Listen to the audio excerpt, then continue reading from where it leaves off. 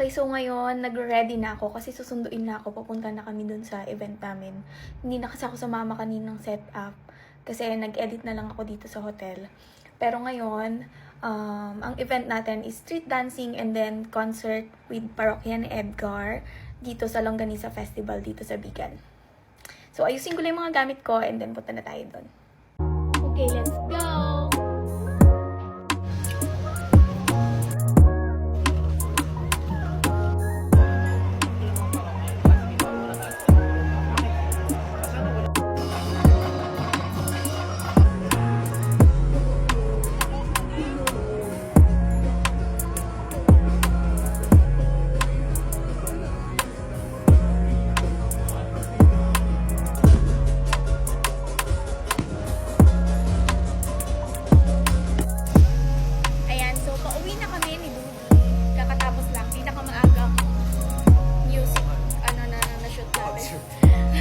Kasi isa lang talaga yung banda, yung main band lang. Wala na.